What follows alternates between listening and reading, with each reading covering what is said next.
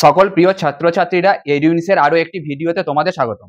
আজ আমরা একজন প্রিয় ছাত্রীর রিকোয়েস্টে দশম শ্রেণীর একটি গুরুত্বপূর্ণ অধ্যায় ত্রিভুজের পরিবৃত্ত ও অন্তর্বৃত্ত অঙ্কন থেকে কিছু প্রশ্ন নিয়ে এসেছি। তো পরপর প্রশ্নগুলো আমরা দেখে নিচ্ছি, তারপর আমরা এটা অঙ্কন করব।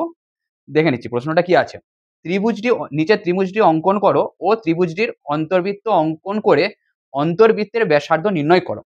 ত্রিভুজের বাহুগুলো দৈর্ঘ্য বলে দেওয়া আছে 7 সেমি, 6 সেমি, 5.5 সেমি। দেখো, প্রথমে বলে দিই, অন্তর্বৃত্ত জানার আগে আমাদেরকে জানতে হবে ত্রিভুজের অন্তঃকেন্দ্র।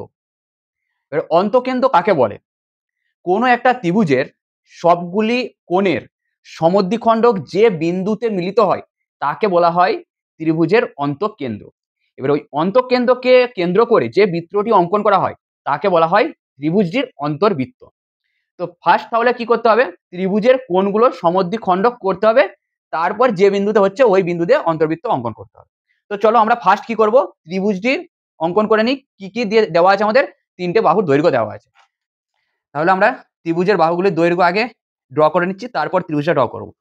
তাহলে দেখো, ত্রিভুজের 3টি বাহুর দৈর্ঘ্য আমরা পেয়ে গেছি, ড্র করে নিয়েছি। এটা 7 সেমি, এটা 6 সেমি, আর এটা হচ্ছে 5.5 সেমি। তাহলে ত্রিভুজটা ড্র করব। ত্রিভুজটা ড্র করার জন্য ফার্স্ট কি করব, এখানে একটা লাইন টেনে নিচ্ছি আমরা। দেখো, এখানে একটা লাইন টেনে নিলাম। লাইন থেকে ফার্স্ট বেসে কোন সাইডটা নেব? সাধারণত আমরা বেসে সবথেকে বড় সাইডটা নিই, তার জন্য এই বড় সাইডটার একটা লেন্থে একটা আর্ক নিয়ে নিলাম। তাহলে লেন্থে একটা আর্ক নিয়ে নিলাম, দিয়ে 7 সেমি এখানে কাট করে দিলাম। দেখো, তাহলে আমার 7 সেমি হয়ে গেল। এরপরে একটা সাইড নেব 6 সেমি, যে কোনো একটা বিন্দু থেকে কাট করব।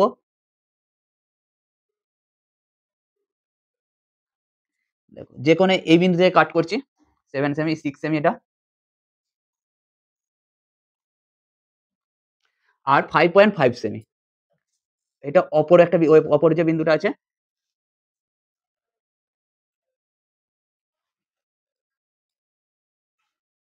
অপর যে বিন্দুটা আছে কাট করে দিলাম। দেখো, এখানে একটা বিন্দু তৈরি হলো, এখানে একটা পয়েন্ট তৈরি হয়েছে। এবার আমরা এই দুটো পয়েন্টকে যোগ করে দিচ্ছি। দেখো, তাহলে এই সাইডটা হয়ে যাবে। আর একটা হচ্ছে তোমার এই দুটো সাইডকে যোগ করে দিচ্ছি।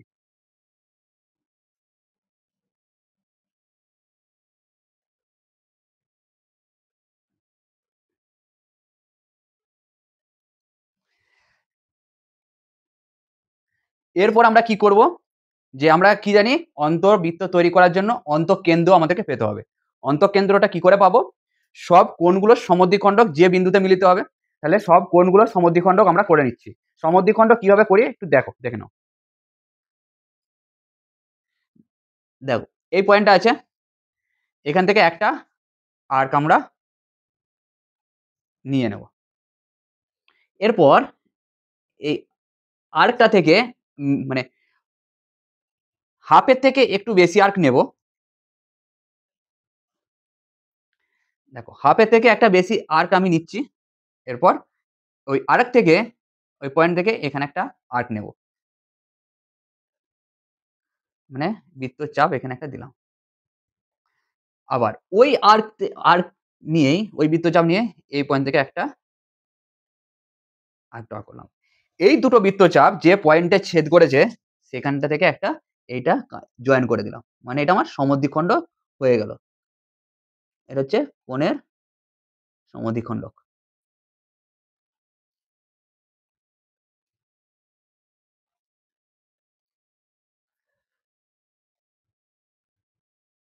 এরপর এটা হয়ে গেল। এরপর আমরা করব এইটা সেম প্রসেসে, একটা আর্ক বৃত্তচাপ আমরা নিয়ে নিচ্ছি। সেম প্রসেসে এখান থেকে একটু বেশি নিলাম, হাফের থেকে একটু বেশি নিলাম। আর সেম এখান থেকে হাফের থেকে একটু বেশি নিয়ে যেমন ভাবে ওইটাই করেছিলাম ওটাই নিয়ে নিলাম। এরপর সমদ্বিখণ্ডক হয়ে গেল। এই লাইনটা টেনে দিলে আমাদের সমদ্বিখণ্ডক, এই অ্যাঙ্গেলটা পেয়ে গেলাম। দেখো, এই দুটো সমদ্বিখণ্ডক এই বিন্দুতে মিলিত হয়েছে। এইখানটাটা যদি আমি সমদ্বিখণ্ডিত করি এই পয়েন্টেই মিলবে। তাই আমাদের এখানে দুটো করলেই হয়ে যায়। আর 3টে করার দরকার নেই অঙ্কনের সময়, কিন্তু অ্যাকচুয়ালি হচ্ছে 3টে কোণের সমদ্বিখণ্ডক যে বিন্দুতে মিলিত হয়। এরপর এই পয়েন্ট থেকে একটা বৃত্তচাপ এই দুটো লাইনকে, এই লাইনটাকে দু জায়গায় কাট করাবো।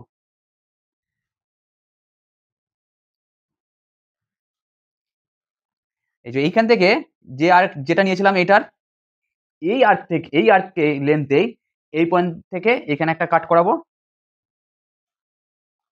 সেম এখানেও একটা কাট করাবো। এই যে বিন্দুটা তৈরি হলো এখানে, এই যে বিন্দুটা এখানে তৈরি হলো, এই বিন্দুটার সাথে এই বিন্দুটা যোগ করে দেবো। তাহলে এই বিন্দুটা যোগ করে দিলাম। এই বিন্দুটা যোগ করার সময় এখানে যে এই লাইনটা, এই যে সাইডটাকে কাট করেছে সেটাই হলো আমার ব্যাসার্ধ। কেন্দ্র পেয়ে গেছি, ব্যাসার্ধ পেয়ে গেছি। এরপর এইটা লেন্থকে এটা কেন্দ্র করে এই লেন্থে একটা আমরা কি টেনে নেবো, বৃত্ত টেনে নেবো। তাহলেই আমাদের কি হয়ে যাবে, অন্তর্বৃত্ত তৈরি হয়ে যাবে।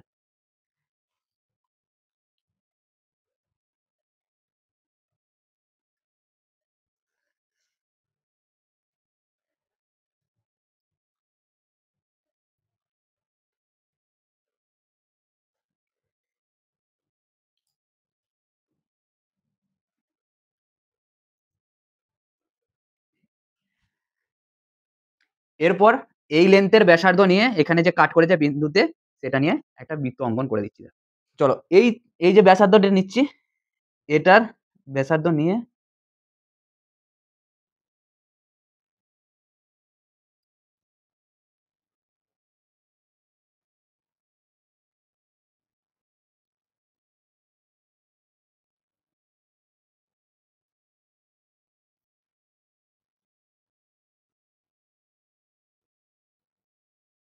দেখো অন্তবৃত্ত কত সুন্দর হয়ে গেল।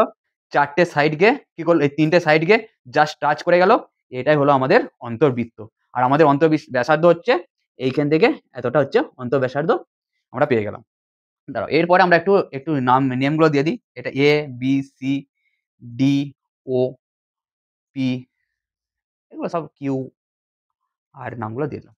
এই ওডি, ও থেকে ডি এই ডিস্টেন্সটাই হচ্ছে আমার অন্তবৃত্তের ব্যাসার্ধের দৈর্ঘ্য। এই ব্যাসার্ধটা কত আছে দেখে নাও।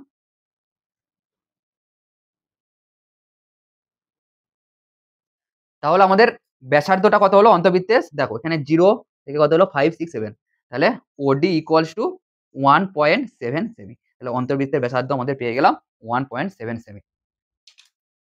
তাহলে অন্তর্বৃত্তের ব্যাসার্ধটা কত হয়ে গেল, 1.7 সেমি। তাহলে বুঝতে পারলে।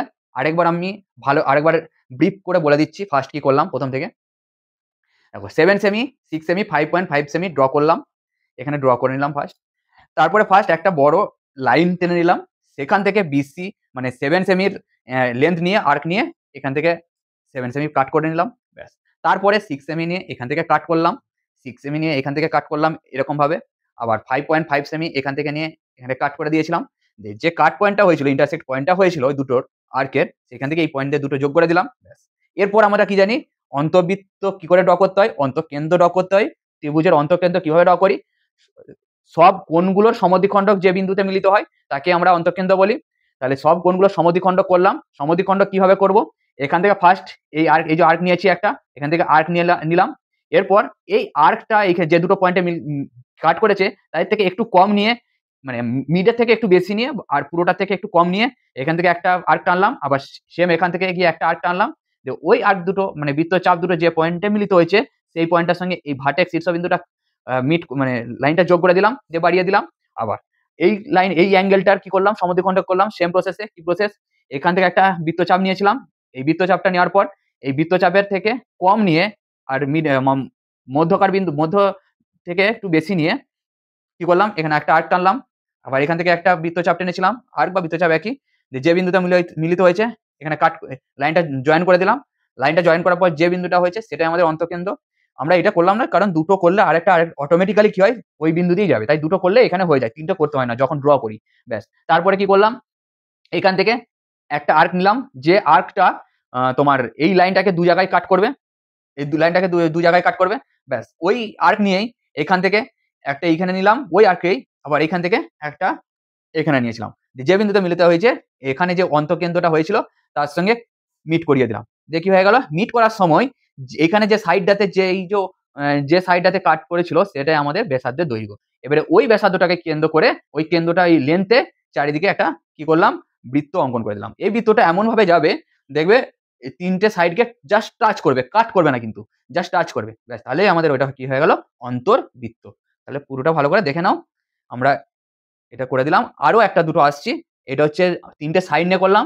এরপরে ২ টো সাইড একটা অ্যাঙ্গেল, আবার ২ টো অ্যাঙ্গেল একটা সাইড নিয়েও আমরা দেখিয়ে দেব। তোমাদের ভিডিওটি কেমন লাগলো অবশ্যই জানাবে। এছাড়াও তোমাদের যদি এই ত্রিভুজের পরিবৃত্ত ও অন্তর্বৃত্ত অঙ্ক থেকে আরো যদি কোনো সম্পাদ্য প্রবলেম হয় আমাদেরকে জানাবে। আমরা সেটার অঙ্কনের ভিডিও আমরা নিয়ে আসবো পরবর্তী ভিডিওতে এবং এইরকম আরো শিক্ষামূলক ভিডিও পেতে আমাদের ইউটিউব চ্যানেল এডুইন্সকে সাবস্ক্রাইব করবে এবং ফেসবুক পেজ এডুইন্সকে লাইক, শেয়ার ও ফলো করবে। ধন্যবাদ।